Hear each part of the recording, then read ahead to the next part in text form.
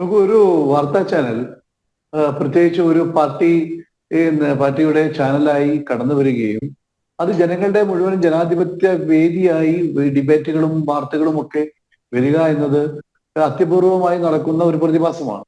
ഇന്ത്യയിലും ഉം. കേരളത്തിലും ഒക്കെയുള്ള വിവിധ ചാനലുകളോട് കിടപിടിക്കുന്ന രീതിയിൽ ഒരു പരിധിവരെ നിഷ്പക്ഷമായും ഒരു ജനാധിപത്യപരമായും ഒക്കെ മുന്നോട്ട് കൊണ്ടുപോവുക എന്നത് ദുഷ്കരമാണെന്ന് നമുക്കറിയാം. ഞാൻ എന്റെ വ്യക്തിപരമായി എന്നെ സംബന്ധിച്ചിടത്തോളം ഞാൻ പല പാർട്ടി ചാനലുകളിൽ ചർച്ചയ്ക്ക് പോകാറുണ്ട്. അവിടെയൊക്കെ പാർട്ടിക്കെതിരായോ അല്ലെങ്കിൽ ആ ചാനലിന്റെ നിയന്ത്രിക്കുന്ന പാർട്ടിക്കെതിരായോ അല്ലെങ്കിൽ അവരുടെ നേതാക്കന്മാർക്കെതിരെയോ ജനാധിപത്യ രീതിയിൽ ഒരു അഭിപ്രായങ്ങൾ പറഞ്ഞാൽ പോലും ഒന്നുകിൽ മ്യൂട്ട് ചെയ്യുക അല്ലെങ്കിൽ അത് തടസ്സപ്പെടുത്തുക എന്ന് പറയുന്ന ഒരു രീതിയാണ് അത്തരം ചാനലുകളിലുള്ളത്.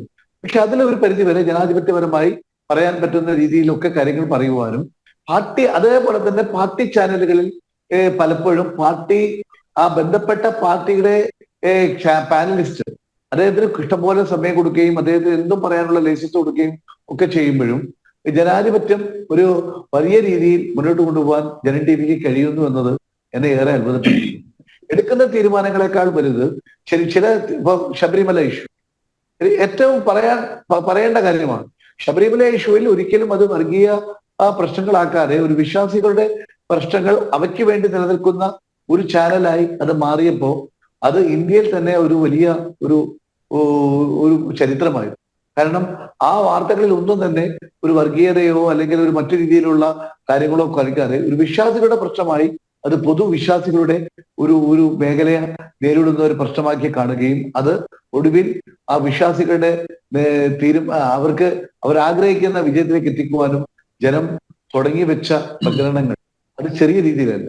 തെരഞ്ഞെടുപ്പുകൾ വരുമ്പോഴും തെരഞ്ഞെടുപ്പുമായി ബന്ധപ്പെട്ട കാര്യങ്ങൾ വരുമ്പോഴും തങ്ങളുടെ പാർട്ടിയുടെ സംഘടനകൾ പറയുന്നതോടൊപ്പം തന്നെ മറ്റുള്ളവരോട് വിയോജിക്കുവാനും മറ്റുള്ള പാർട്ടിക്കാരും ചാനലിസ്റ്റുകളും പറയുന്ന കാര്യങ്ങൾ കേൾക്കുവാനും കഴിയുന്ന അവർക്ക് മതിയായതും ശരിയായതുമായ സമയം കൊടുക്കുകയും ചെയ്യുന്നത് വലിയ കാര്യമായി ഞാൻ കരുതുകയാണ്. അതുപോലെ തന്നെ തങ്ങൾക്ക് ഇഷ്ടമില്ലാത്ത വിഷയങ്ങളൊക്കെ തമസ്കരിക്കുന്ന ആനുകാലിക രാഷ്ട്രീയ രംഗത്തെ ചാനലുകൾ ചെയ്യുമ്പോൾ ഇവിടെ തങ്ങൾക്ക് ഇഷ്ടമില്ലാത്തതാണെങ്കിലും അത് ചർച്ച ചെയ്യാൻ ധൈര്യം കാണിക്കുന്ന ഒരു ചാനലായി എനിക്ക് പലപ്പോഴും ജനം ടി വി കണ്ടിട്ടുണ്ട്. അതിലൊരു പ്രധാനപ്പെട്ട കാര്യം ജനാധിപത്യപരമായ ഒരു ആ നിലപാടുകൾ വ്യത്യസ്തമായ നിലപാടുകളാണെങ്കിലും അത് കേൾക്കണമെന്ന് ആഗ്രഹിക്കുന്ന ഒരു ചാനലിന്റെ ഒരു തീരുമാനമായി അല്ലെങ്കിൽ നയമായി ഞാനതിനെ കാണുകയും ഇവിടെ പല തുടക്കത്തിൽ വന്ന പല ചാനലുകളിലും വ്യത്യസ്തമായി കുറഞ്ഞ കാലം കൊണ്ട് ജനങ്ങളെ ഹൃദയങ്ങളിലേക്ക് എത്തിക്കുവാനും നമ്മുടെ വീടുകളിലെ സ്വീകരണ മുറികളിലും ഓഫീസിലെ സ്വീകരണ മുറികളിലും ഒരിടം ജനം നേടിയെടുത്തു എന്നത് വലിയ രീതിയിലാണ്. ഇടക്കാലത്ത് മുഖ്യധാരാ മാധ്യമങ്ങളെ പോലും പിറകിലാക്കി മുന്നോട്ട് കൊണ്ടുപോയ ചരിത്രവും ജനത്തിലുണ്ടായി എന്നത് നമുക്ക് നിഷേധിക്കാൻ കഴിയും. അത് മറ്റൊന്നും കൊണ്ടല്ല, ജനങ്ങളുടെ വിശ്വാസം ആർജിച്ചെടുത്തത് കൊണ്ട് തന്നെയാണ്. മാത്രവുമല്ല, ഞങ്ങളെപ്പോലെയുള്ള ചാനലിന്റെ രാഷ്ട്രീയത്തിനെതിരായി നിൽക്കുന്ന ആളുകളുടെ അഭിപ്രായങ്ങൾ കേൾക്കുവാനും അതിന് തെറ്റാണെങ്കിൽ അത് പറഞ്ഞതിന് ശേഷം തെറ്റാണെന്ന് പറയുകയും അത് തിരുത്തുവാനുള്ള അവസരം മറ്റ് പാനലിസ്റ്റുകൾക്ക് കൊടുക്കുകയും ചെയ്യുന്ന രീതി അത് കൈരളി ഉൾപ്പെടെയുള്ള ചാനലുകൾക്ക് കൂടി മാതൃകയാക്കേണ്ടതാണ് എന്ന് കൈരളി ചാനൽ തന്നെ ഞാൻ പലപ്പോഴും പറയുണ്ടായിട്ടുണ്ട്. പനിൽ നമ്പ്യാരിനൊക്കെ പലപ്പോഴും അഭിപ്രായ വ്യത്യാസമുള്ള പല കാര്യങ്ങളും മറ്റ് പാനലിസ്റ്റുകൾ പറയാറുണ്ട്.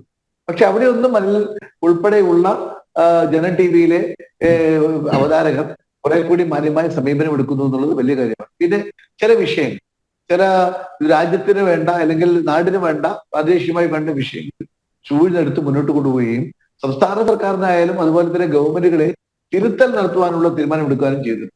അതോടൊപ്പം തന്നെ ഞാൻ പലപ്പോഴും ശ്രദ്ധിച്ചൊരു കാര്യമാണ്, രാഷ്ട്രീയ എതിരാളികളെ വ്യക്തിപരമായി ഹരാസ് ചെയ്യുകയും വ്യക്തിപരമായി അദ്ദേഹത്തെ ഇല്ലായ്മ ചെയ്യുകയും ചെയ്യുന്ന നിലപാടുകൾ പലപ്പോഴും പല പാർട്ടി ചാനലുകളും എടുത്തിട്ടുണ്ടെങ്കിലും ജനം അതിൽ നിന്ന് വ്യത്യസ്തമായ നിലപാടാണ് എടുത്തത്.